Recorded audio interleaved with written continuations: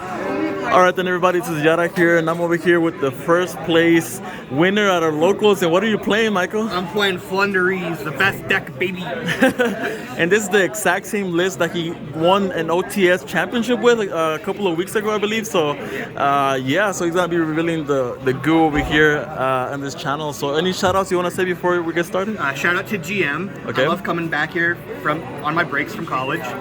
Really nice community here. Everyone's really chill. Shout out to Yada. Shout out to Rudy for always playtesting with me. Christian for helping me with this deck. Other Christian for helping with this deck. Okay. And everyone that's willing to play against this so I can learn. Okay. Sounds good. So if you want, we can get started then. Thank you. Alright, so pretty standard. I play 3 Ravina, 3 Eagle, 1 Toucan, 1 Stry. I was playing 2 of this. I cut it down because the new quick play, I kept bricking on it and testing as well, so I just decided to cut down on birds, and I haven't really noticed a difference. This is a 41 card deck, so again, I haven't noticed any inconsistency issues. The only inconsistency is what the deck always struggles with, is bricking on all the big birds, which you just can't work around it. So that's it for the little Flunder monsters. Honorary Flunder monster, that's not a Flunder monster, but should be banned. Barrier statue, you know, just lock them out of anything. I still play 2 M-Pen, the Apex, and the Ryza. Again, I'm never going to change this. I think this is perfect. This card's not once per turn. I taught someone that in a mirror match where I summoned M-Pen, then summoned M-Pen again and got 2 searches off of it.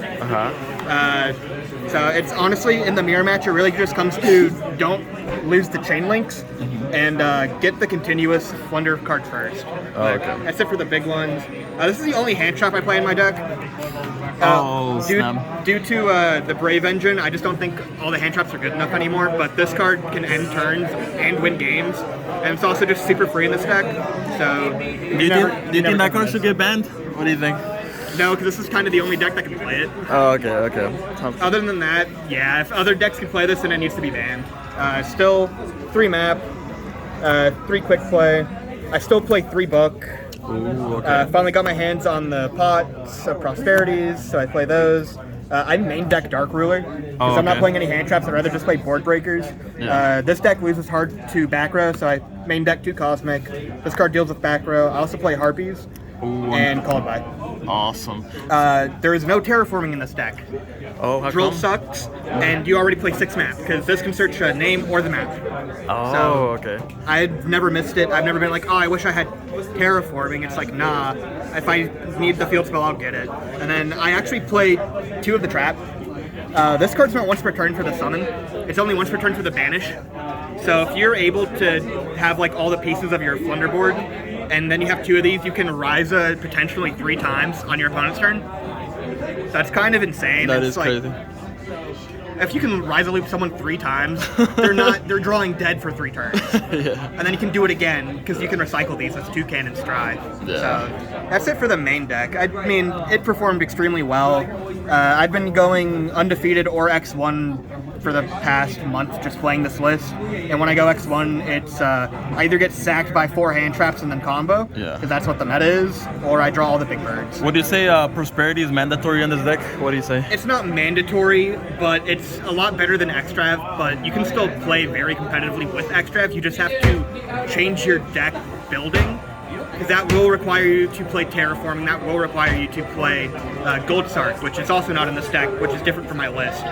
But you need to play those more consistency cards that are kind of bricks, but again, it helps you see your cards. Makes sense. So that's it for the main deck. Extra deck doesn't really matter, but in case I get Maximist, I have those. This comes up randomly, it's kind of funny. Zeus, and then again, when you get Nova, and then just kind of Zeus cards. Maximists, funny to summon off the Nova, and then just more of these. I said I was going to do this on the last profile I did.